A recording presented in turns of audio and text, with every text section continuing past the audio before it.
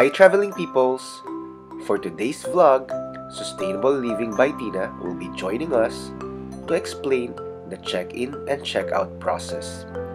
And since na-istayan na natin lahat ng kanyang mga units, she will be interviewing us on this video.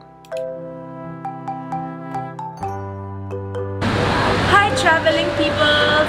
We're here in SM Jazz Tower A and I'm Tina from Sustainable Living by Tina, and today we're gonna show you the whole experience of your check-in process. So come on, let's go!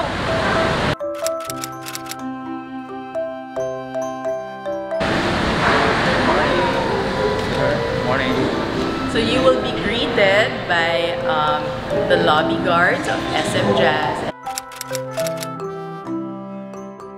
Present your authorization letter.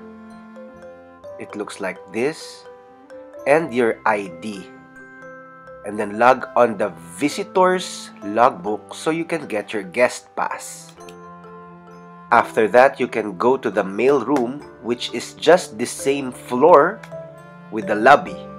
So when you enter the lobby, what you have to do is go to the mail room and then look for the unit number 2924, and here you will find the key to the listing. So it's all here.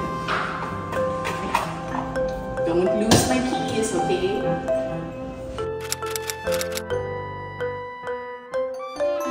So, a lot of people also ask if the kitchen is complete and you can cook. So yes, of course, as you can see here, we have an induction cooker, we have the cooking tools, we have pots and pans for you, rice cooker, kita ba yung rice cooker, ayan. And then of course, toaster, microwave if you want to reheat. Complete kami with utensils, kettle, coffee maker. So complete yan guys, wala akong kulang. So ayun, we even give you kitchen towels, we give you the dishwashing sponge, complete. So every unit has this IVO filter, right? If you turn this on, that's for drinking.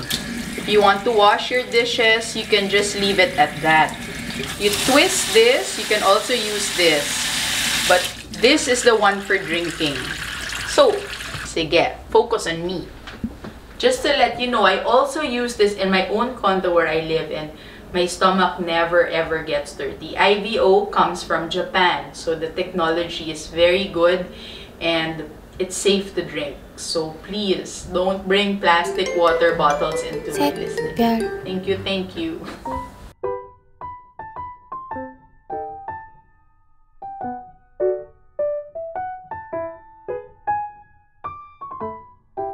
So, when you find me on Airbnb, or if you follow me on Instagram and Facebook, all you have to do is send a message that you want to book, right?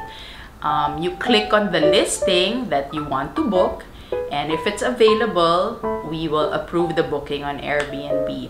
What happens there is that I give you instructions actually to message Jessica, because here in SM Jazz, we need your government-issued IDs to register you with the building. And that goes the same for our listings in Oriental Gardens, San Lorenzo Place, Sunnet Tower, and Amaya Steps in Bacolod. Actually, that one has a longer check-in process because Amaya Steps in Bacolod requires more documentation. But for the Makati listings, all you need to do is send Jessica your government-issued IDs, kahit photos, okay na yon. Tapos coordinate with Jessica kung anong oras kayo mag-check-in. So check-in namin is 3 p.m., okay?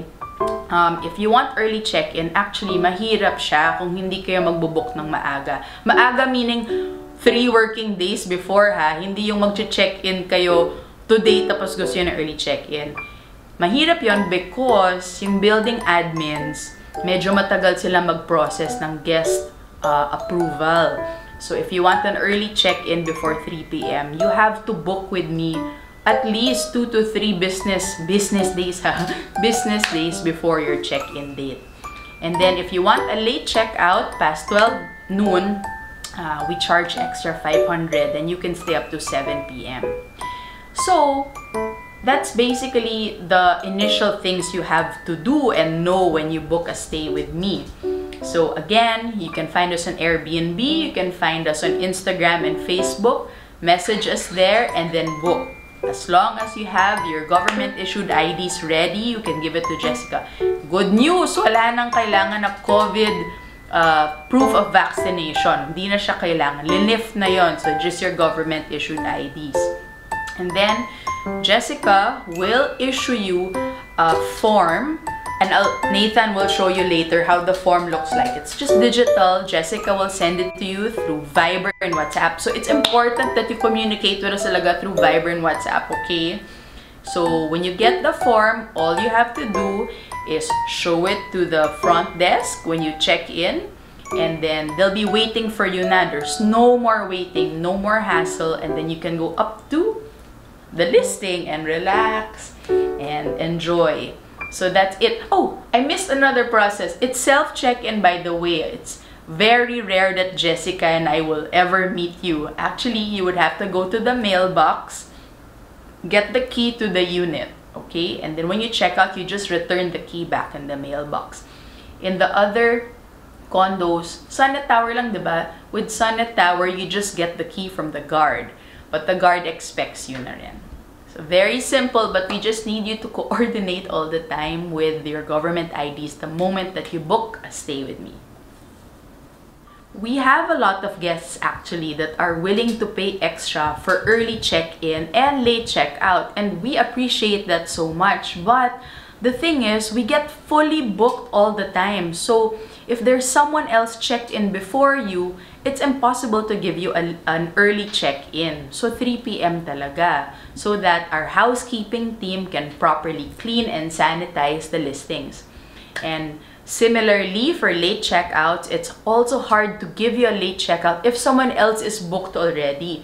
So my tip for you is, if you really want to save certain dates with early check-in and late checkout, book ahead of time. Because Jessica and I, we get super booked, especially on weekends, for all 11 listings in Makati. So it's a good problem to have, but we can't offer all our guests all the requests that they have.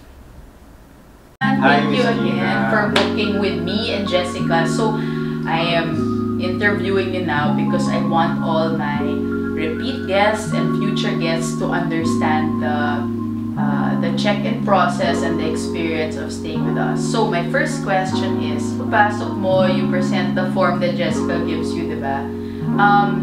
Dapat i-present yun bago ka pumunta sa mailbox namin to get the keys, right? Yes, so ang sistema, pagpasok mo, you meet the guard first, present your authorization letter, and then the guard will get details from you. May fill upan ka lang your name, and then pipicturean ka nila for their profiling, just in case, for your safety na rin. So after nun, bigyan ka nila ng pass. So keep mo lang yung pass kasi gagamitin mo siya para makuha mo yung ID mo pabalik. Now, the key,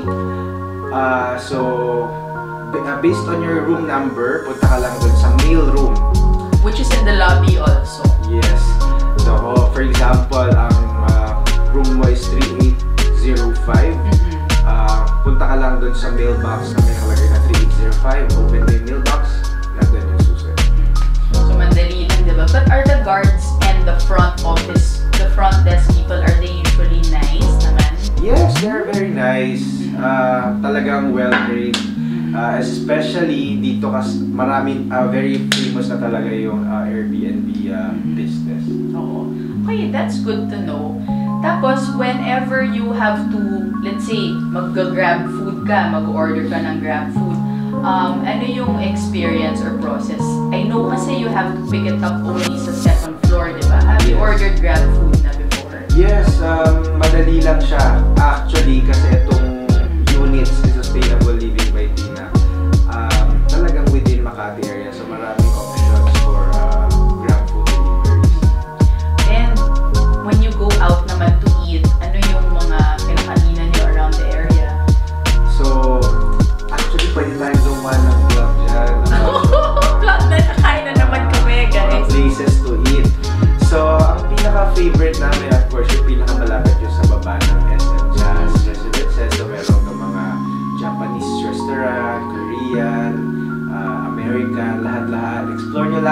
then, pag nagsawa na kayo, lakad lang kayong konti, meron dyang passage papunta sa Salcedo. Where I live, malapit where she lang, lives. super. Medyo social, pero maganda yung vibe. Di pala medyo, social talaga. Hindi so social.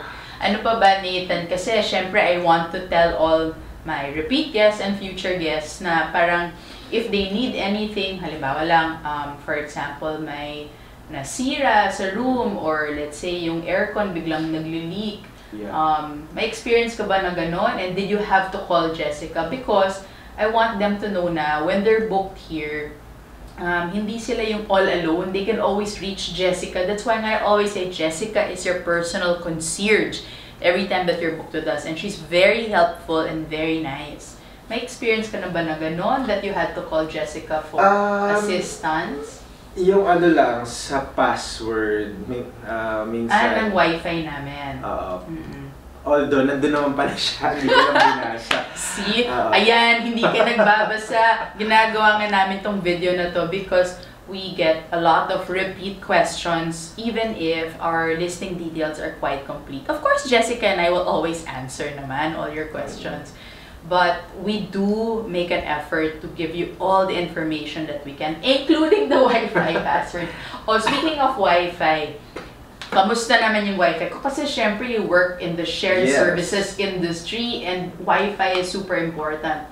And Nathan has stayed in all my units. So, can you explain or can you share with everyone the quality of the Wi-Fi? Mabilis siya. Actually, 100 Mbps nung nag-check kami.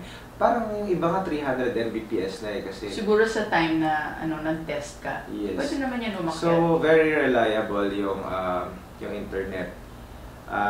No problems. Actually, kaya favorite namin to as a destination for staycation. So, Zoom calls, diba? Netflix, lahat. Pati gaming, kayang-kaya, diba? Yes, gaming. Ano? So, I have 2 listings out of 7 in SM Jazz that have free and dedicated parking.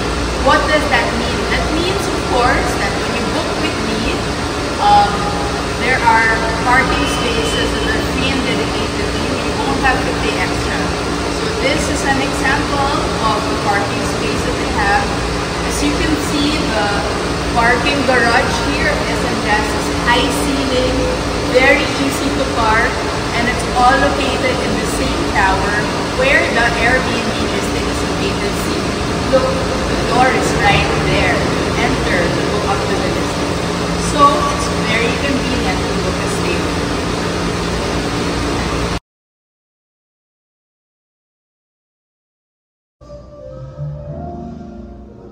Tapos, pagkabukas mo, meron ditong key. Sa box. Then, balik na natin. Make sure guys, tama yung mailbox number na pinaglalagyan nyo ha.